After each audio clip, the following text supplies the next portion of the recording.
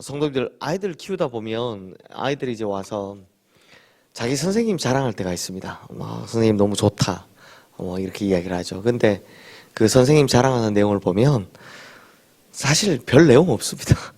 그냥 잘해줘서 좋은 겁니다. 그렇죠?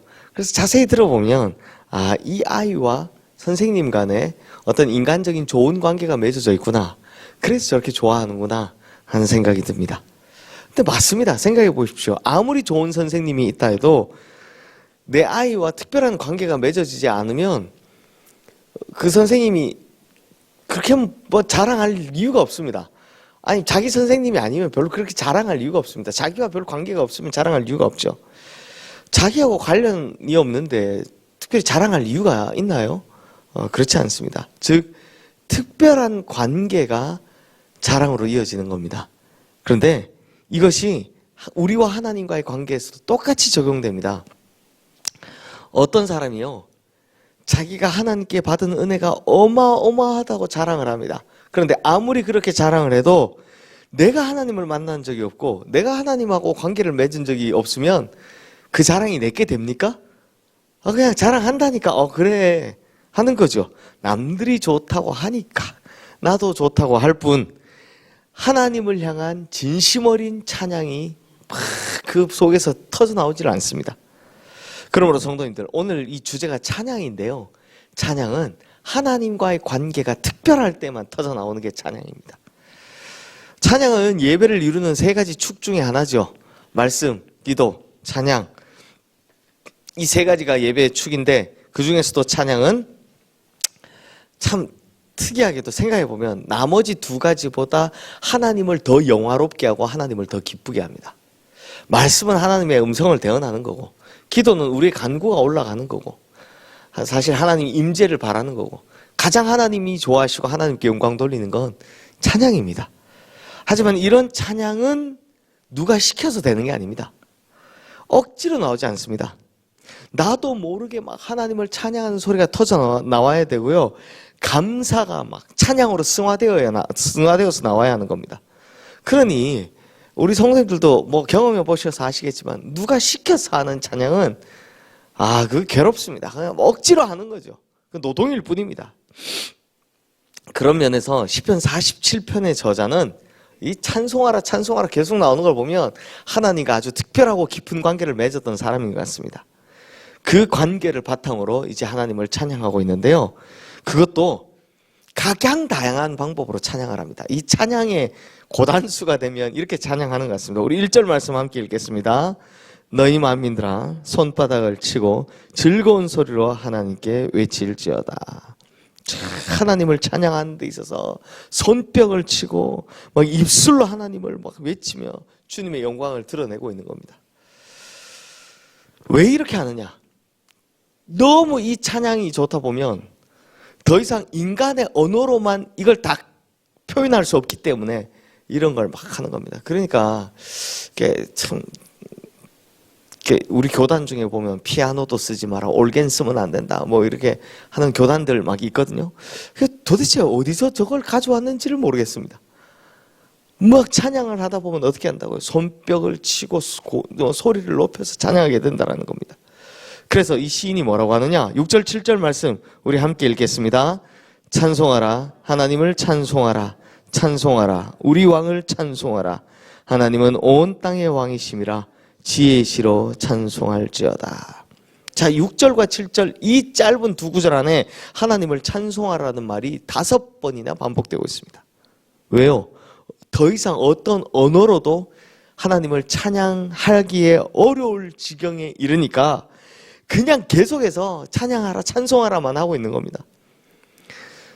우리 성도님들께서도 하나님이 너무 좋아서, 하나님 너무 감사해서 이 말로 다 할 수 없을 정도의 이 정도의 지경에 이르기까지 하나님을 찬양하는 그런 성도님들 되시기를 주님의 이름으로 축원합니다. 그리고 시인은 이렇게 하나님을 찬양하는 이유에 대해서 우리 4절에서 이렇게 설명을 합니다. 우리 함께 읽겠습니다. 우리를 위하여 기업을 택하시나니 곧 사랑하신 야곱의 영화로다 셀라. 자, 여기서 참 재밌는 게 찬양해야 할 이유가 나오는데, 그러니까 지금 자기가 왜 이렇게 찬양하는지에 대한 이유가 나오는데, 사랑하신 야곱의 영화라고 설명하고 있습니다. 그 뭐 이제 이게 뭐 이스라엘을 잘해주셔서 이렇게 단순하게 설명할 수 있지만, 성도님들 관계로 보면 하나님과 야곱의 관계가 어땠습니까? 태생적으로는 좋을 수 없는 관계였습니다. 그렇죠? 야곱은 태생적으로 하나님을 찬양할 수 없는 자리에서 태어났습니다. 둘째, 차남이었기 때문입니다. 저희 집 아들이, 저희 첫째가 성경을 배우고 와서 제일 싫어하는 인물이 야곱입니다. 왜 둘째가 복 받냐고. 네, 저희 집 첫째가, 둘째는 아직 야곱을 잘 몰라서 어느 날 교회 학교 마치고 와서 저한테 심각하게 물어보는 겁니다. 아빠, 왜? 난 야곱이 싫어. 그래서 왜? 야곱은 원래 차남이었으니까요. 구약 족장 시대에 그 축복의 전승은 장남을 통해서만 내려오는 것이었기 때문입니다. 그러니 둘째로 태어난 야곱은 사실상 축복의 전승과는 거리가 먼 사람이었던 거죠. 그런데요, 야곱은요, 뭐 하나가 특별했냐면 하나님 앞에서 하나님을 향한 그 축복의 열망이 특별했습니다. 사실 야곱이 뭐 첫째라서 둘째라서가 문제가 아니라 여기에서 복을 받게 되는 거죠. 둘째지만 하나님께 축복받고 싶고 하나님께 사랑받고 싶었습니다. 사랑에 대한 열망이 끝도 없었고요. 그 사랑을 내가 좀 쟁취하고 싶다라는 마음이 엄청났습니다. 반면에 형 에서는 달랐습니다. 팥죽 한 그릇을 위해서 장자권을 팔아버린 사람이었습니다. 이렇게 그가 경홀히 여긴 장자권은 결국 동생인 야곱에게 넘어오게 됐고, 반대로 야곱은 보이지 않는 영적인 축복을 그토록 사모했던 결과 결국 이 장자권을 받아 누리게 되었다는 거죠. 비록 야곱의 인간적인 모습은 참 못났습니다.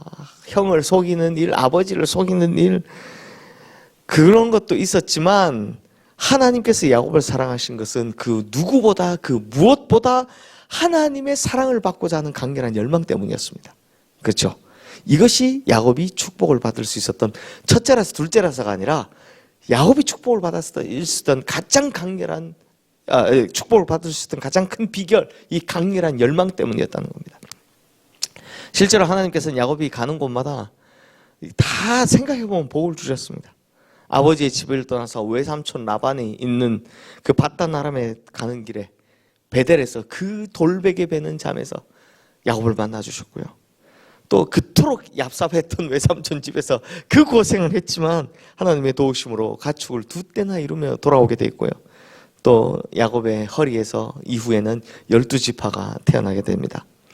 이런 축복을 이제 오늘 본문의 시인은 사랑하는 야곱의 영화로다 라고 표현을 하는 겁니다. 물론 이 말을 그냥 이스라엘에 대한, 잘 살게 된 이스라엘에 대한 영화다 이렇게도 볼 수 있지만 야곱으로도 볼 수 있는 겁니다. 그러므로 돌아가 보면 이 시인이 왜 이렇게 하나님을 찬양하느냐, 말로 다 할 수 없을 만큼 왜 이렇게 손뼉을 치면서 소리를 지르면서까지 막 이렇게 열심히 찬양하느냐, 그건 바로 야곱이 받은 축복을 이 시인도 함께 받아 누리고 있기 때문입니다.